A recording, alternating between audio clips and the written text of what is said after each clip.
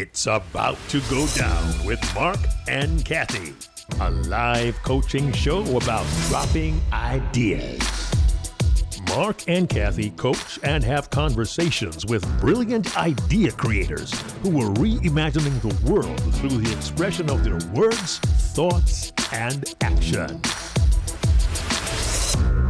Hey, what's up, everybody? Welcome to It's About to Go Down. I am Marc Williams. And I'm Cathey Armillas, and we have our friend Linus Jordan with us. Oh, Linus. Ooh, okay. Funny story about how I met Linus in a second, but Linus served for 25 years of service. Thank you so much for your service.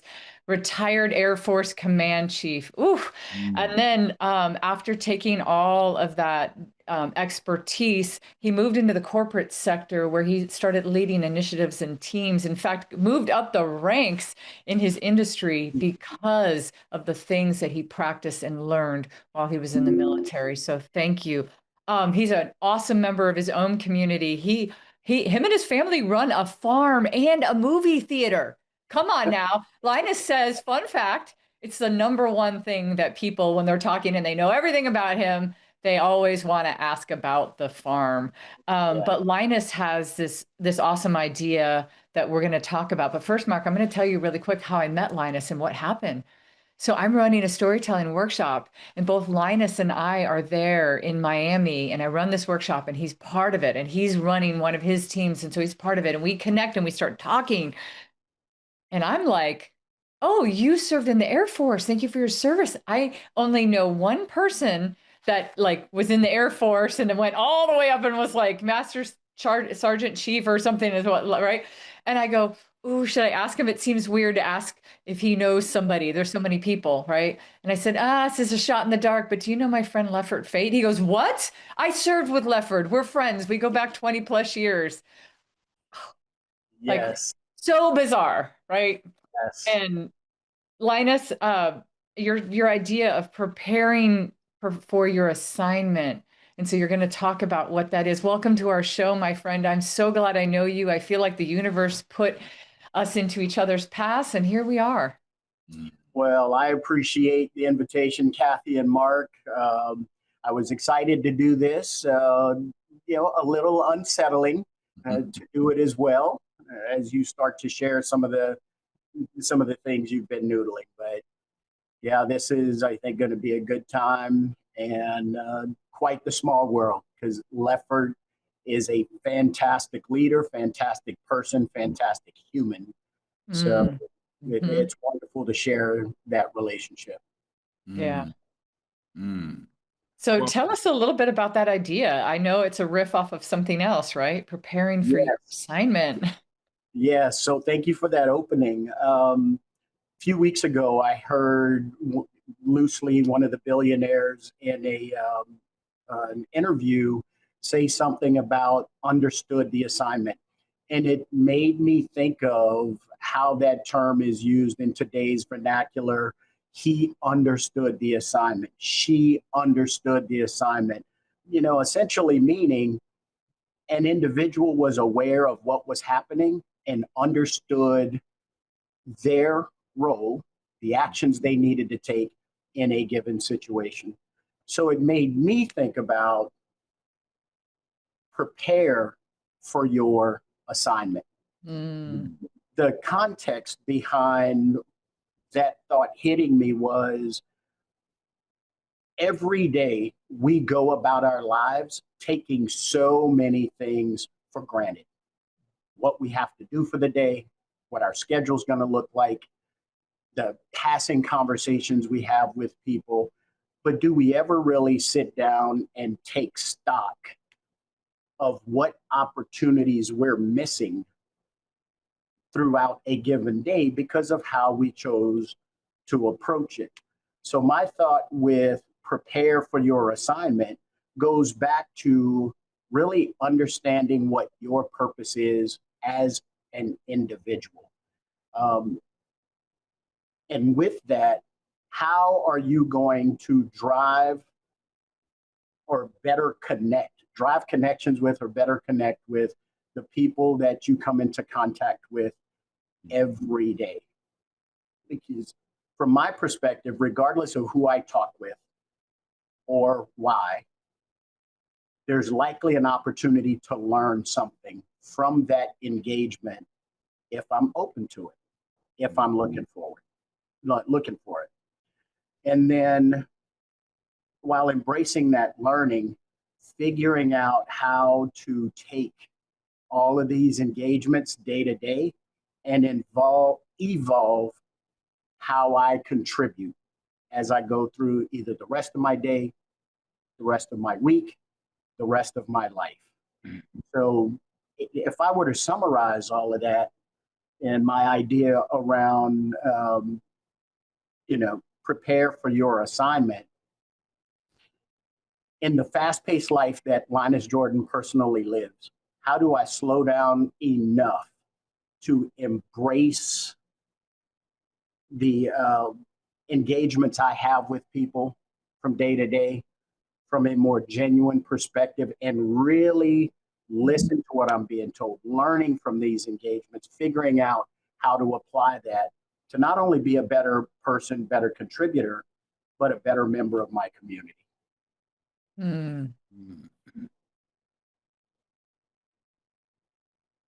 Linus, first of all, thank you for that idea.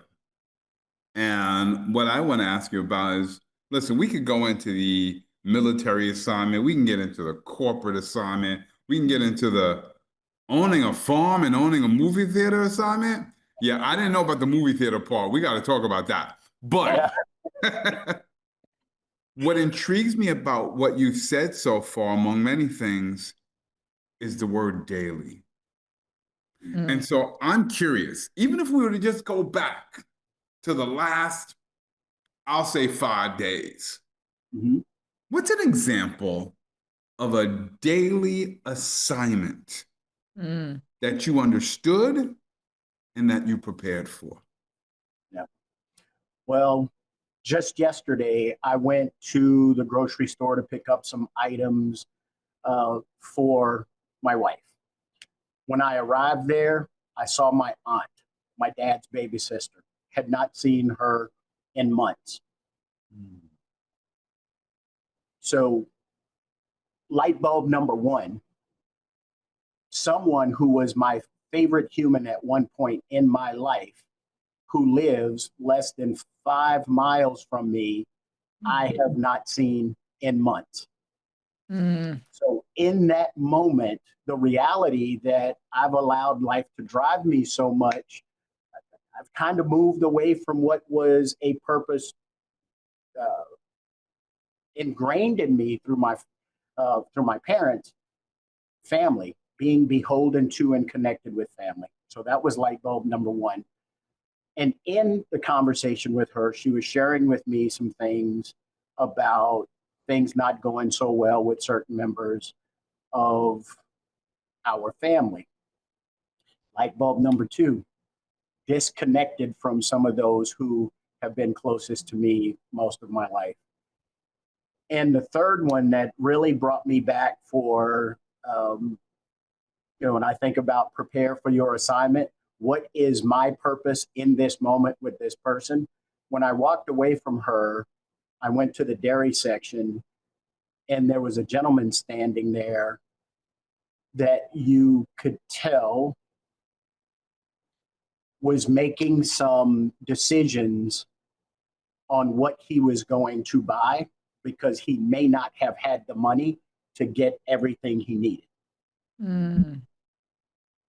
So because of that conversation with my aunt, the light bulbs going off, I cued into this gentleman in a way that I may not have otherwise, because I may have run in, grabbed what I needed, run out.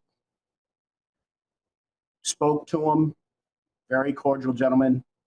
I walked away, went get my other goods, and as fortune would have it, we got to the checkout line at the same time.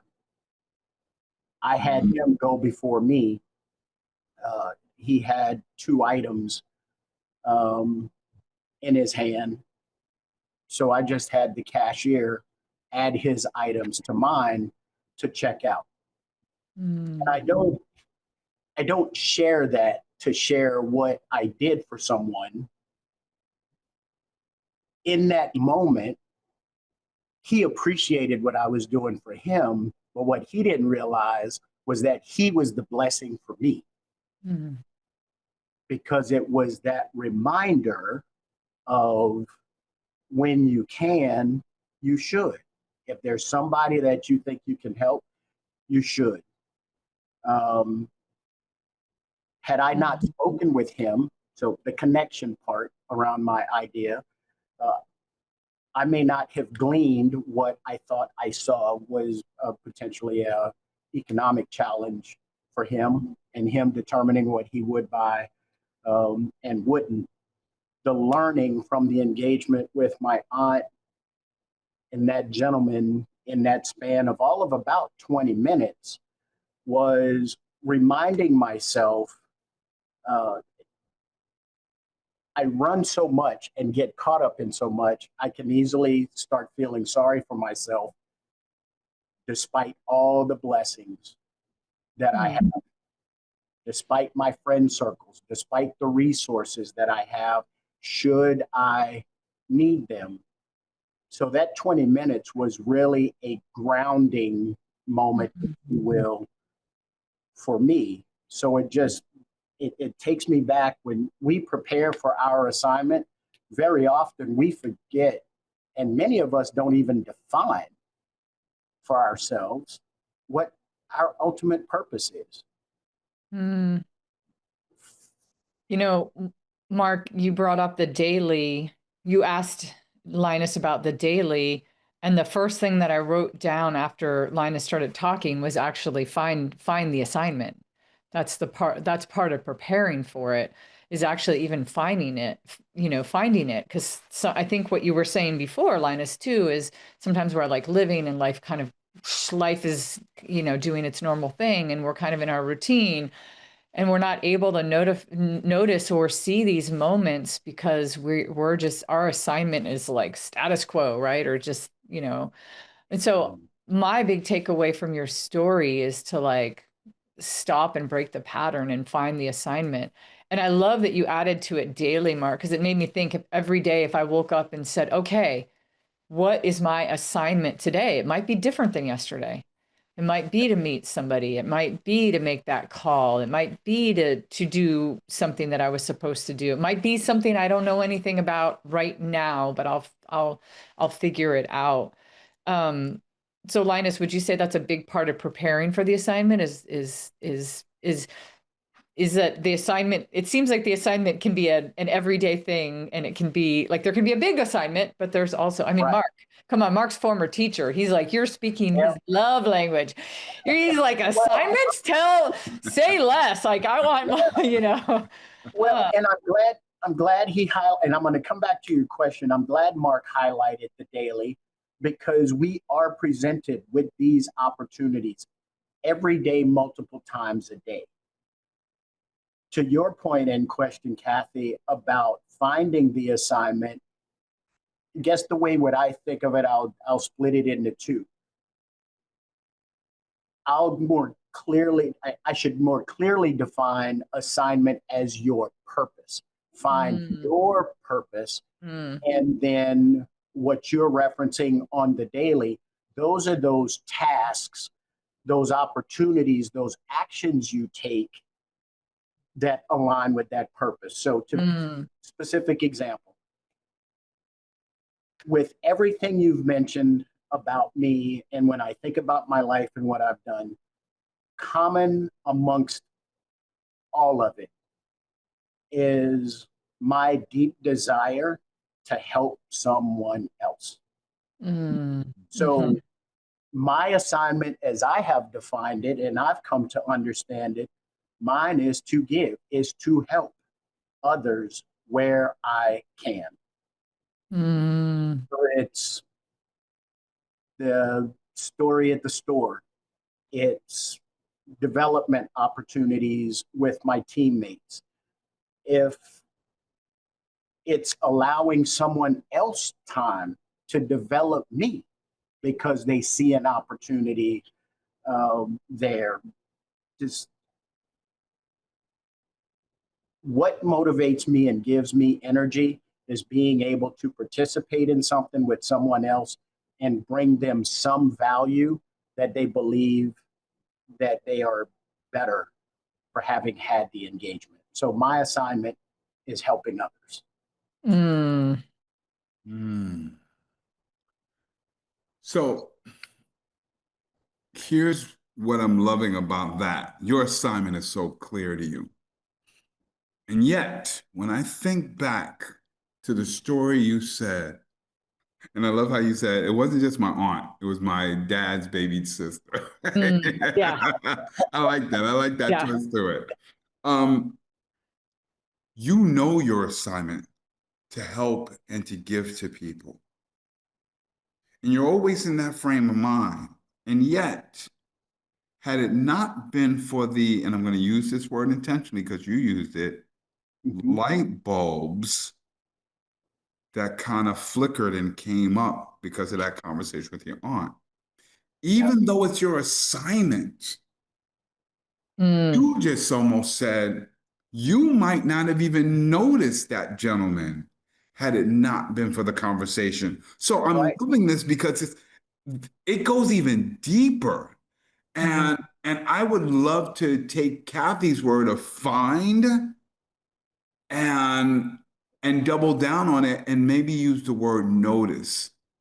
Because sometimes we're searching for things, and sometimes it's when we're not searching for things that we notice or don't notice, right? So I'm loving this light bulb analogy for a moment, and how important it is for you to, in order to prepare for your assignment, how do you heighten your senses to notice those light bulbs? Yeah, I'd like to say I had a clear answer for that, Mark, but and I appreciate you highlighting that because I think those light bulbs came on for me because I'd been running at such a frenetic pace. I was doing things without that touchstone, if you will, of my assignment, of my purpose. It's trying to get that next thing done. And along the way, with the blinders on, you're running, trying to accomplish, and you're missing all these opportunities to really engage people along the way and see what it is, in my case, that I could possibly do for them. Yeah, I love this so much because as you were talking, Linus, I was thinking, I feel like a lot of us would answer the same that you're answering. I don't know if you felt that way, Mark, but I was like, oh, when he said help others, I was like, I feel like that's my purpose too. I feel like that would be my assignment. But there's also so many different flavors in that, right? There's so many different ways. And I used to be this kind of person that I think would, I think it was Adam Grant that first talked about this, right? The takers and the givers, right? There's people that give and there's people that take. And then there's even levels of the givers and the takers, right? And it was and I loved this because it was the people that were happiest and most fulfilled were the people that were the givers, but the people that were the most unhappy were actually the people that were givers too, but they were the givers that would give above their own needs and stuff. They went too far with it, right? Like they would go way too far with it. And so that there was this kind of beautiful, happy middle. And it made me think, sometimes I would be stressed out earlier in life where I'm like, I just want to help people. And it felt so open to me. And then I'm like, I can't help everybody with everything. It's not possible. Right. I can't. But that's why I like, Mark, you talking about the noticing, because if you feel like the talents that you have and that people might be put into your sphere, that man got put in front of you so that you could notice, and you did. You saw your aunt at the store for a reason. There's something that was tugging on you that says you need to notice. Yeah, right. So I'm just curious what you think about that. Well, I want to jump on that for a reason.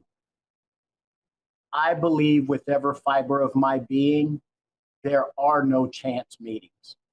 Yeah. Every person, and some folks, I've had people tell me this sounds Pollyanna, but I believe every person to whom you speak is put in your path or you in theirs for some reason.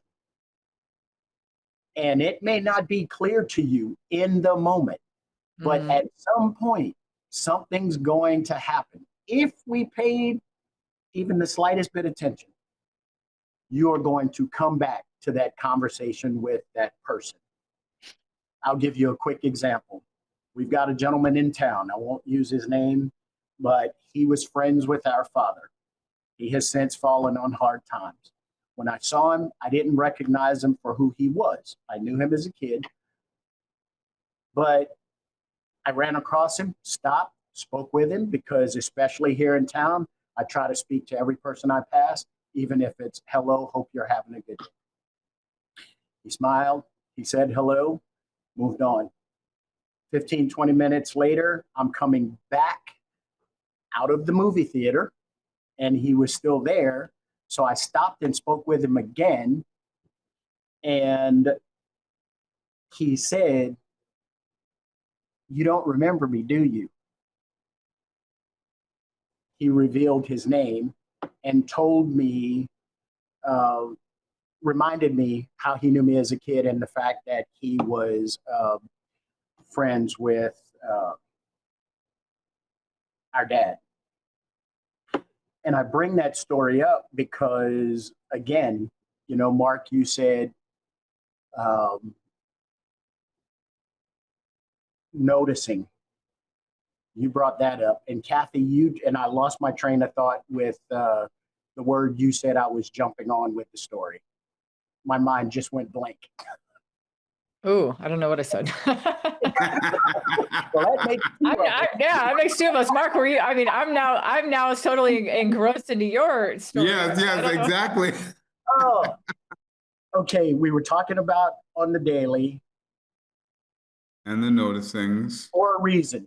For a reason. Oh, yeah. For a reason. Okay, I gotcha. In the second conversation with this gentleman who is homeless, he reminded me of why he felt my siblings and I were important to the community with the things that we were doing. Because at one point, he was someone that could take care of himself reasonably well. His conversation with me was for two reasons, he said. One, to remind me about the parentage, the parents that I came from, how fortunate that I am. And two, not to take for granted those things that are going well now, because they're not guaranteed going forward. Used himself as an example. One of many stories I could tell where, you know, we can't take for granted those things in that happen with us, but every person you come into contact with can serve a purpose or you a purpose for them, if you're willing to pay attention and see what you can learn from them in that conversation, or in aggregate if you're engaged with them on a frequent basis. Wow. Mark, I have a question to ask you, actually. Okay. Because Linus has clearly told us two phenomenal stories of that. I thought of a time where something happened to me, and you've probably heard me say this story, but I feel like we should all, like, I have a story, and I'll tell you in a second, but the question is, what's a time that somebody said something to you, or something happened, it just seemed very perchance or whatever, and you look back and you go, no, that was a big moment. And while you're thinking about it, I'll tell you mine. Go for it. So, and Mark, I think you've heard me tell this story before, but when I was really young and we moved from like the Chicago area and we moved to LA, it was pretty rough. Like my parents got divorced really quick, and I found softball, and I excelled at it. And in hindsight, I even look back at that moment in my life, and softball probably became the replacement for what could have been me taking drugs or doing something destructive to my own life during that time. And so I went in hard on it, right? And so I'm the one like, playing really hard, practicing. And I had made it to the All-Stars as like one of the youngest people one year. And one of my friends on the team, her dad was this really mean, like all the kids were afraid of this guy. He was an alcoholic. We knew that he abused his wife. We knew that he abused his children. And he was just constantly drunk. And I remember one night before the day that the big All-Star is going to start, we're playing other cities. It's like really important. He pulls me aside. He's super drunk, right? And I'm actually feeling a little scared. I'm kind of alone with this guy, and I'm young, and I'm like, he's like, I need to tell you something. And I just remember this like fear coming over me.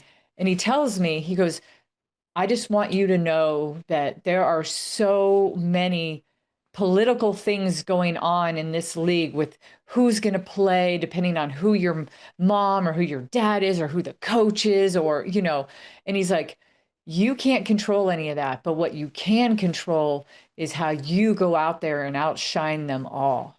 You go out there and you pitch that ball like I know you can do it. And, I'm paraphrasing a little bit what he said. I don't know if he was I don't know if it sounded that motivational speech-ish, right? But but I took that away, and it was a moment now when I look back, I go, wow, that lesson really kind of burned deep into my soul. And I never forgot that day, even though I was young. I was probably 12 or 13, and it's something I never forgot. Yeah. A moment of noticing. Yes. Moment of noticing. Can I ask you, Cathey, before I share something? Yeah. Inspired by what Linus is sharing with us. You shared what you took away from that. And I don't know if there's an answer to this question. In that moment, what light bulb went off for you that then created an opportunity for you to contribute to somebody else? Oof. I don't know if I can connect the second part, but I do know that I went into that whole all-star period, it was over the course of like a long weekend or whatever. And I remember thinking, he's right. I can only come out here, but I can be my best. And I think at the end of the day, it helped our team because we were kind of the underdogs. And we didn't win that year, but we placed, which was pretty amazing for our city. And so I do feel like maybe what it helped to contribute to others is the way that I showed up. I didn't show up small because I felt small. I showed up big for the team, and I showed up with a little bit more power and empowerment than I would have in the past. And maybe here's where the noticing can like have an after effect. Maybe, just maybe, somebody on the team noticed without even having been told that, and had their own, empowerment moment or whatever. I know that's happened to me as well. Wow. Yeah. And what I particularly find powerful about that story is you learn something that you carry with you all these years later from someone that you feared and from whom you would have never expected. Mm-hmm. Mm-hmm. And I think that's where we miss a lot of our opportunities on the daily is we make a judgment that this person can't teach me anything. That's so But we're good. not listening. We're hearing them, but we're not listening. Right. We get the conversation over and we move on. So again, these are the kinds of things that ruminate with me as I think about, this idea. But Marc, you were going to share, and I'm sorry, I didn't mean to interrupt. No, it's no sorry at all. By Great the way, observation. just took the note that I know we hear this phrase a lot on the daily. You just said it, and I was like, I got to write this down. On the daily. So my story actually happened yesterday. Hmm. So I'm on these New York City subway, right? They say, well, I'm on these streets, right? But I was on the New York City subway where, listen, sometimes you look at people, sometimes you don't. Well, I was in the subway running late for a meeting with my sister Cathey. And I'm like, well, you know what? Let me jump on Zoom real quick while I'm standing on the subway platform. And we happen to be on with our VA with John, right? He lives in the Philippines, right? So I'm just giving you a little bit of context. He lives in the Philippines. He's never been in New York. So I got the phone up and he could see the two train go by. And as the train pulls out, I wave, right? Silly Marc Williams in the New York City subway is waving at the train going by. And this one guy Aw. looks back and smiles, Aw. right? And we kind of, make eye contact and smile contact, I guess you'd call it. And I continue with my conversation, and then I go to catch my train. I walk a few cars down. I don't think I'll ever see this guy again. All of a sudden, as I'm standing by the pole, he comes on the same car. Now, most people would have, man, I'm not trying to get in a conversation with this man. Listen, we smile, we say hello. That's it, right? What do you want? New York. Right? Because you got your blinders on and we're tunnel vision and we don't want anybody else in. Can I tell you, he shows me a picture on his iPad. He apparently has over 100,000 photos on his iPad, including photos that he took today. Yesterday, he had taken like 35 pictures in just the last hour. Then he showed me pictures and videos from his trip in Africa. And he starts talking about why he even went to Africa. And he gets into this whole thing about intent. Because I asked him, I'm like, I mean, why do you take all these pictures? And he speaks about just being intentional, right? Like he's not just taking random pictures. Everything that he pictures, everything that he photographs, everything that he notices is with intent. So this sounds like a wonderful conversation. I've learned about his 3 marriages. I learned his Instagram handle. He at one point asked me, what stop am I getting off? And I'm thinking, well, we getting over at the same stop. And it didn't seem like it. But as my stop pulls up, he's like, oh yeah, I'll get off with you. Now, my New York brain is like, all right now, brother, what's going on? What do you want? Right? But he says, I got to show you this video that I took today. And he's like, but it's a crowded train station, so we got to find a spot on the platform so I can show you because there's audio to it. He downloaded a song, like he had already produced this like 1-minute video. And I'm standing on the platform watching this video. Hmm. And yes, in the back of my head, there still was that thought of, what do you want from me? How much money are you going to ask? What picture or video do you want to sell to me?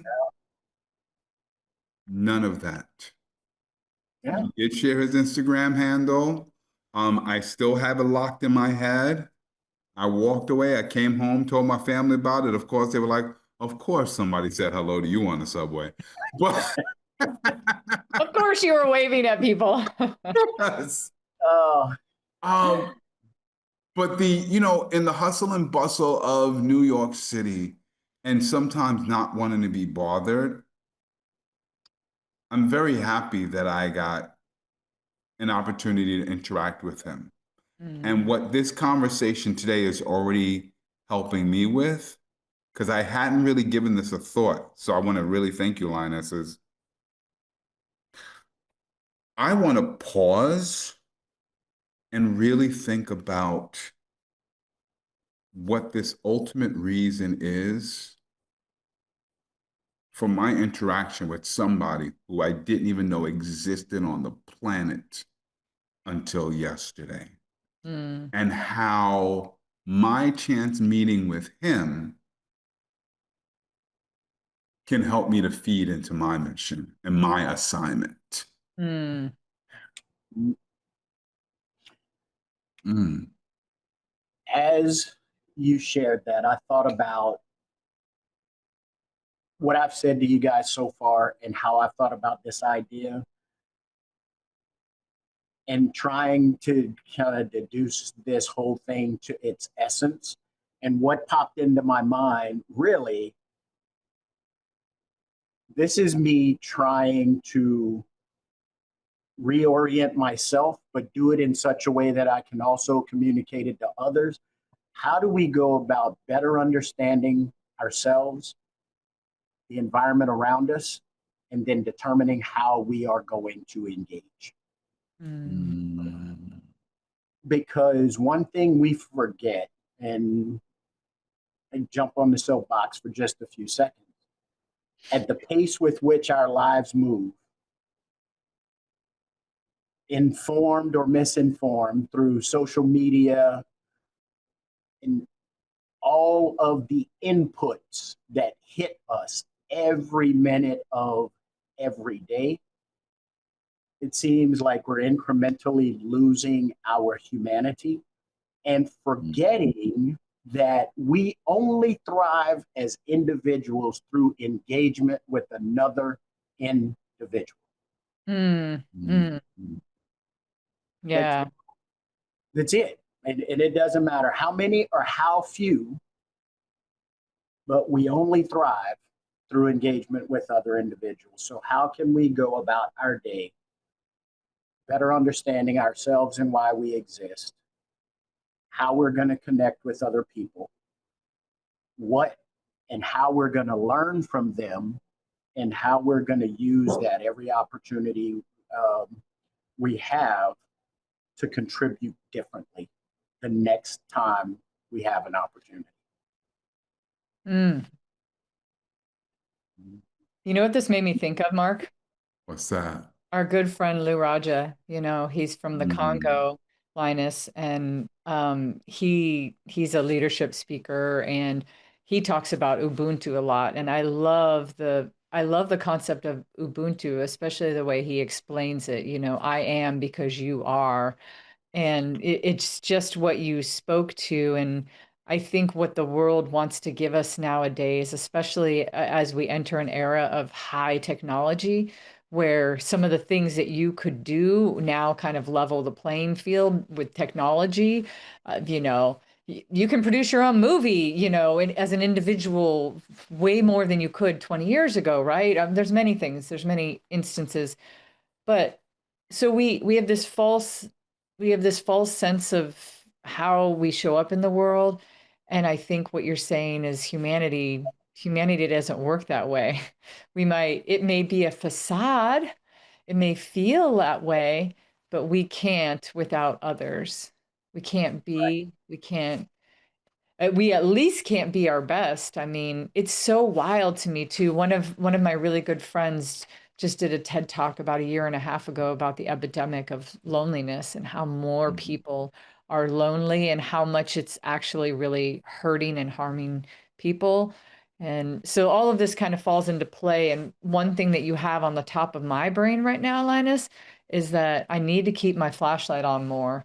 Everywhere I walk, I need to make sure that there's moments that are happening, and am I paying attention, or am I closing myself off? Am I in isolation mode? Because I do believe what you said, and every interaction, and sometimes from the people that you would least expect it, might have something really important to add to your humanity with their own humanity. And let's add this to that. Having your flashlight on, because every engagement, maybe not every, that might be too superlative, right? Maybe. But there are engagements with others that you might miss out on if you don't have that flashlight on, that you need to notice, because somehow it can be tied in with your assignment. I'm trying to figure out right now in this moment how meeting that guy on the train yesterday is preparing me for my assignment. Mm. That's the beauty of I feel this message. Like it's so like well-rounded because it's part of it is noticing, and the other part is and then engaging, and the other part is, and you said this at the beginning, Linus, it's about then connecting it and preparing you for your purpose so that you can contribute what you've been put on this planet to contribute. Mm. Well, and each of your stories, you talk about someone dissimilar from you. And going back to that whole intentionality, you know, there's that saying that goes, variety is the spice of life. As we think about how we're engaging other people, is there intentionality around who we're engaging with? Are we trying to engage people who don't look like us, who don't think like us, and who may be diametrically opposed to us? Yeah. That's where some of our greatest lessons lie, but where we are most hesitant to engage. And I'm trying to stay away from the politics of the day and all of this, but I'll offer this perspective of history that I think is worth sharing. When you think of what is called first world countries, and I'm going to bring it back to our talk. When you think of first world countries, the industrialized, advanced countries. The United States is often called the world, the superpower, number one power in the world, etc. But when you compare us to the other first world countries, we're the smallest, we're the youngest, yet we're the wealthiest per capita. Well, no, per capita would make that false because when we think about the Middle East and that per capita wealth, but just limiting it to those countries. So smallest, youngest, wealthiest, considered to be number one power in the world. There are all kinds of commonalities between us and these other countries. But there is one differentiator.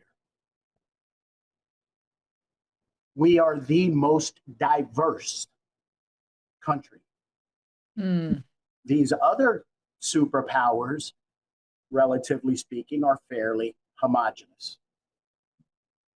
It is that diversity, that variety, I believe, that has contributed to all the advances at the speed with which they have happened for us to be less than 300 years old, yet internationally be in the position that we are in now. So let's pull that back to our conversation. Some of the richest conversations and relationships I've developed over the course of my professional and personal lives have been with people who are very different than me. And that difference runs across any sort of characteristic you can come up to describe, not just physical appearance and that sort of thing.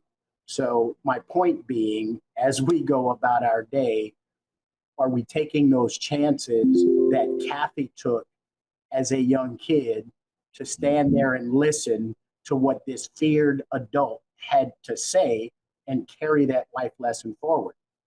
You know, did we take the chance that Marc took to engage in what many of us would consider to be initially an odd conversation with a stranger, New York City rail or subway?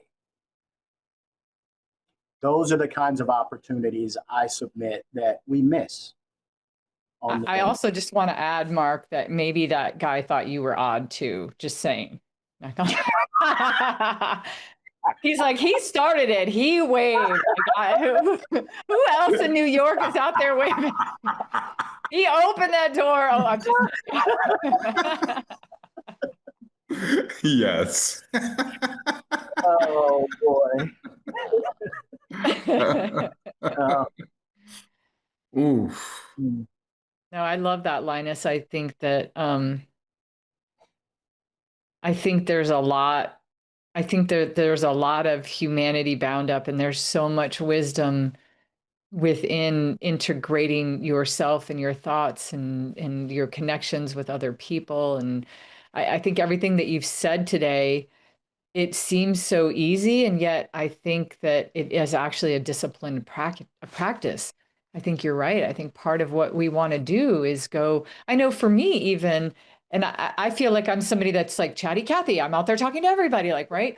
But even I find myself, where am I most comfortable? I'm comfortable with people that I play sports with, that I'm really competitive, right? Where, Marc and I are an exception. Marc and I met and, over 15 years ago, and, we're living on two different sides of the planet as we started to know each other. He's like, I've never even been to the West Coast. I'm like, what? Like, and it on many fronts seemed like we were so different. And look at how beautiful our friendship and our business connection has grown because of that chance meeting that we had. And then when you get past all the differences, we found out how many commonalities we had in such a so strong and so powerful, which we never would have found had I been like, oh, that guy's a weird New Yorker. Like, I'm not sure about him. Mark, that's twice in about 2 minutes. Yeah. Yes, I caught that. With all the love, I'm so kidding. No. I'm appreciating this point about this diversity of thought. And I'm appreciating something you said earlier, Linus, and actually it ties in with something Cathey said as well. We're so like on a mission. We're so on assignment that we don't even notice what's going on around. And I believe it was the word pause and slow down that you used a little bit earlier, Linus, that is really giving me a lot of thought. And it's like, yeah, just pause for a minute and notice who and what is going on in the environment. And to connect that with something that Cathey said earlier, Cathey, I think you said we can't help everybody. We can't help everybody. We can't connect with everybody. We can't have a conversation with everybody. Knowing that is really important. I think what I'm taking away from the conversation is I have to understand that I can't help and connect with everybody. But I have to be aware that there may be somebody I'm not noticing that I need to connect with. I'll go superhero for a second. I remember watching one of these Superman movies, and he's flying Lois Lane over the earth, and he's like, I just want you to see like everybody who needs my help. But I can't. Even I can't help everybody. And so one of his greatest superpowers, and therefore one of our greatest superpowers, is to notice what we're not looking for. Yes. Well, and one of the things, and I never thought about it this way until a professor brought it up in a decision-making class, is part of what every one of us fights is our brain, because our brain is hardwired to prefer similarity, and our brain is hardwired to find the most efficient means of doing things, i.e. shortcuts. Mhm. So those two things alone make intentionality something, being deliberate about what we're doing very important, and something it's a skill that we have to build, because otherwise we may say we value these things, but if we're not being intentional about paying attention to that, we're going to rush right through it, because again, hardwired for similarity, hardwired for shortcuts. Mm. Mm. So it's a practice and a discipline. Yes. But Mark, I wrote this down. Notice what we're not looking for. Oof. But the brain wants to notice what you are looking for, is what you're saying, Linus. Mm-hmm. Efficiency and similarity. Yep. How do you? Well, I was going to say, how are you really prepared for the assignment if you only pay attention to the things you're looking for? Yeah. Then you're Yeah. not prepared. Those things have already prepared you to a degree. It's the things that you don't notice. Right. I also want to bring in a discipline of how this can show up in another area. And I know you both have seen this in various ways, but think about, I've been watching tennis a lot lately because I started playing pickleball, and even though it's a different sport than pickleball, I will watch any sport. If like John makes me watch football, I'm at least going to like look at it from a strategic, vantage point. I'm like, all right, if I have to watch this, I'm going to figure it out, or it'll be horrible. And so you start looking at things and you go, when does the game evolve? When does it? I saw some old clips of tennis, and I could see some things that have changed and evolved. And think about it, at some point, somebody is out there doing something dissimilar than how everybody else is doing it. They've found a way that works for them. And all of a sudden they're able to excel at it, right? And sometimes that turns into a big trend. For instance, I can give you one in the speaking world, Mark. At the Toastmasters, the world champion of public speaking, I know that there was one person who finally decided to come out from behind the lectern, and that was like groundbreaking. Nobody ever did that up until that point. Everybody stood, and it was all men at that time, right? Because no women were like doing it at the time. And they would all stand behind the lectern, and then at some point somebody was like, I'm going to come out from behind. And now you wouldn't even dream of standing behind a lectern and giving a speech like that, right? And so I think too, Linus, there's a lot of power in what you're saying too, of making advancements in the world and in life, when you stop yourself from doing what is efficient and similar. You'll find a way. There's a unique thing that there might be some uniqueness that you do or you bring to a discipline. Like, I know this is the case with you, Linus, and I've talked to you about some of the things you do at work, and you bring something to your teams that nobody else has, and it's different. It's not the same. They have to look at it with different eyes and different ears, right? But it helps. So anyway, just wanted to bring that into it too, because I feel like it's powerful even beyond personal connections. Well, what I think you're highlighting, what I took away from what you highlighted with those two comparisons, is that's where very often we're our own worst enemies, because instead of having confidence in who we are and how we do what we do, we think about that in comparison to someone else who already has that reputation for being good at it. And instead of just bringing our unique selves to it, and I'm going to fly or I'm going to fail, but I'm going to do it my way. It's, how do I pattern what I bring after this person? And you're just really you may say different things, but you're bringing that same style that isn't you. It's disingenuous. So I think that's a struggle that's a struggle that I see with a lot of people.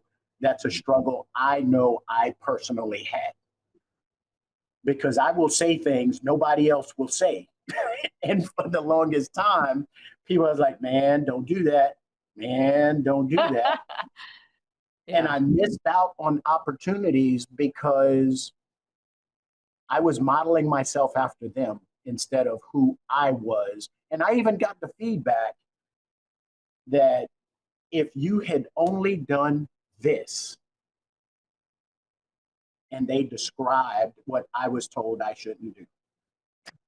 You're like, oh, the irony. Ooh. On one hand, don't be yourself, but on the other hand, why are you not yourself? Yeah. Wow. Yeah. All right, Linus, I got something that I'm just very curious about. You said, first of all, one of the things that people love talking to you about is owning your own farm, right? Yes.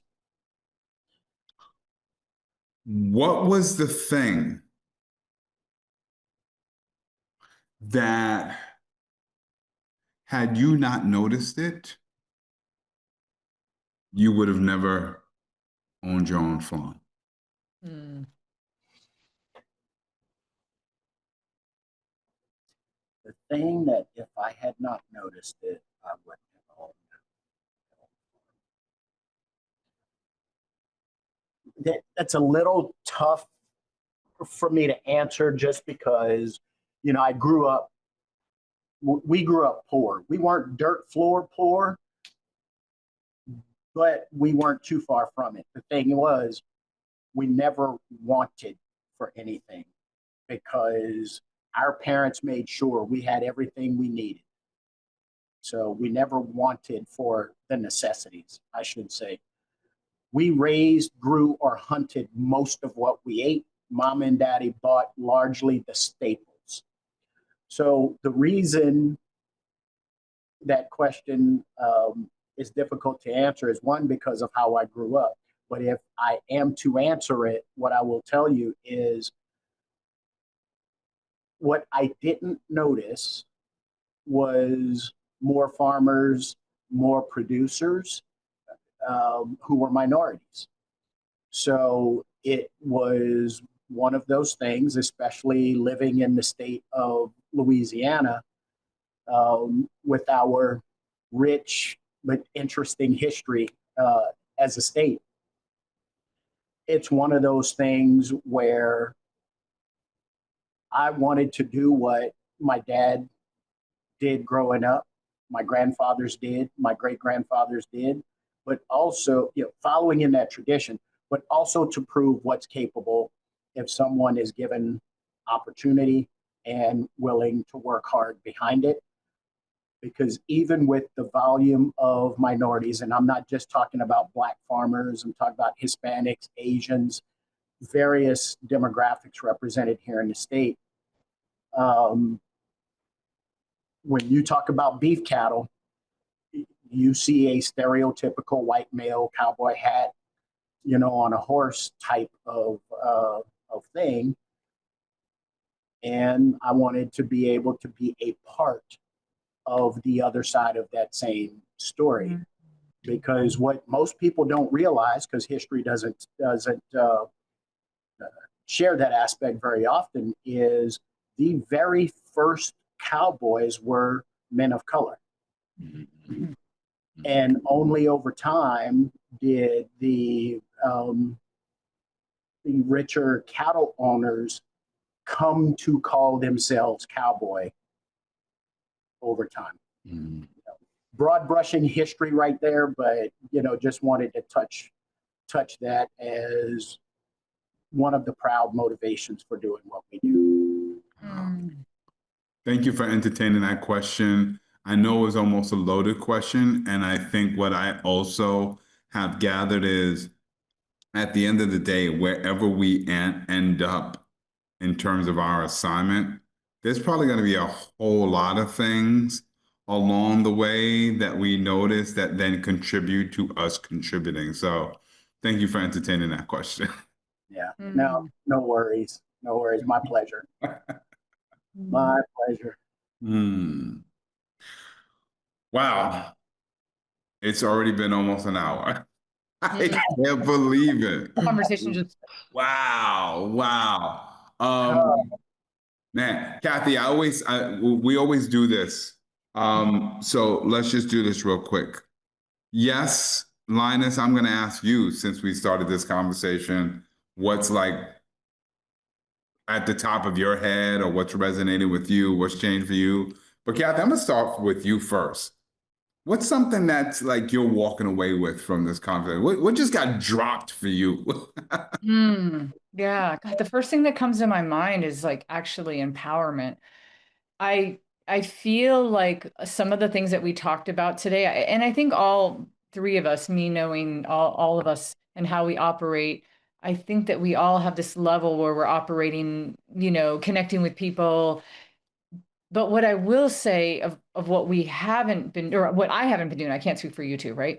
That what I haven't been doing as much as being as intentional. And I feel empowered to take on the responsibility of my assignment, which is my purpose. And so when I heard you say that, Linus, I was you just gave me my purpose. Like you called it out as purpose, and that made it a different thing for me. And so I feel empowered now, to look around and to connect more to my purpose and how I can help people, in what ways I can help them. That's No. what I feel. Well, you feel empowered, and I will say I feel curious. I feel curious about chance meetings and intended assignments. Mm, I want to be much more curious about how my different chance meetings are connected, or well, can help me further and get closer to completing my assignment. So that's what I walked away with. And Linus, what about you? What's your takeaway? What's your the thing that's kind of sticking in the top of your head since we started this conversation? Well, I'll give you my one, and then I'll end with an analogy that I try to drive with some of the folks with whom I interact.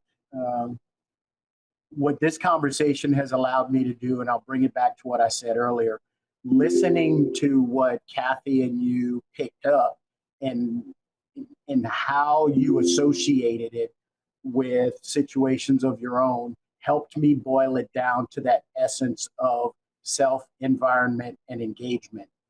Um, I talked about preparing for your assignment, understanding what your purpose is, trying to drive those connections, using those connections as opportunities for learning, and then using those learnings to evolve your contribution. You could almost look at it like a cycle, because again, you're going back to those connections and reiterating with all kinds of dynamics going on there. So that's one thing I walked away with. Two, I walked away with, and I appreciate this of both of you, a bit of affirmation that my idea is not so crazy, and is worth more of my time to draw greater clarity to it, especially as I share it with others. And the last thing, and this is not to be political, this is fact. We are all on the same boat. We may be on different decks, but we are all on the same boat. And what, in my faith, what I hope and pray for all of our leaders and all of our citizens, is that we get back to a point where we realize that we have more in common than we don't, and our interests align much more than we may believe, regardless of our faith, regardless of our ideology. We're all on the same boat.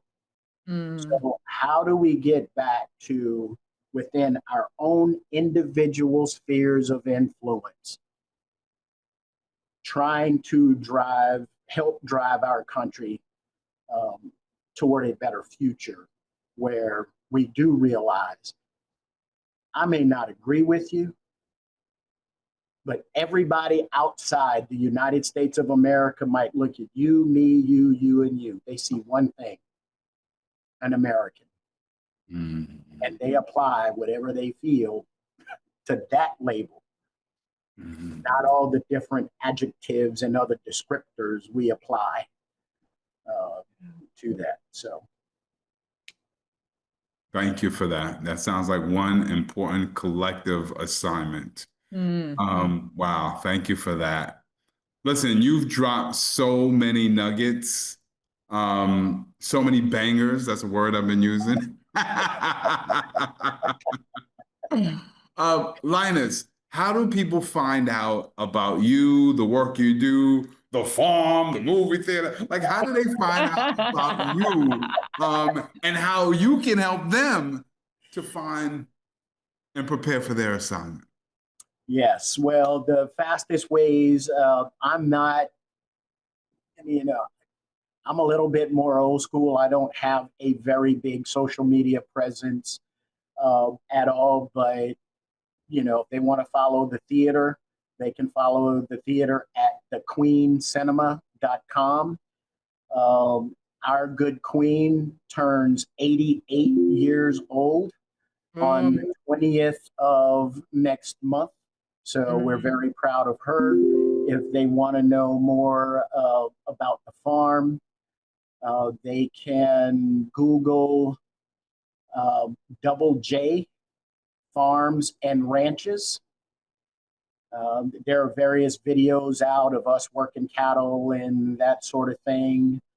And then more about me as a professional, they can find me on LinkedIn. You Google Linus Jordan or look up Linus Jordan. All kinds of things are going to come up from my military days, the theater, and the farm. So LinkedIn is the best way to reach out to me without me putting my personal cell phone number out there. Y'all can have it, but well, y'all do have it, but yes. Well, then, thank you for this conversation today. Yeah. Thank you because it empowered Cathey. It's made me curious. It's taken your message and your idea and affirmed it. And on behalf of everybody who's watching, I want to thank you because their choice to listen to this conversation, I believe, will prepare them for their assignment. No, thank you. I can't thank the two of you enough. I appreciated my time with you. It went by way too fast. And I mean this, again, all sincerity, every fiber of my being. I count the two of you amongst those folks who have helped me grow as a person. While I've known Cathey longer than you, Marc, the conversations with the two of you are always interesting, always insightful, and always point me to something else to go search next. So thank you for all you do, for all the folks who engage on your podcast, who engage with you through the Speaker Skills Academy, and who are fortunate to know you individually in your daily lives. So you're aces with me. Appreciate you, my friend. Appreciate you. Thank you so much. And for everybody who's watching, thank you so much for watching another episode of It's About to Go Down. We pray, we hope, we believe you have been prepared for your assignment today. And you will be prepared even further the next time you watch another episode of It's About to Go Down.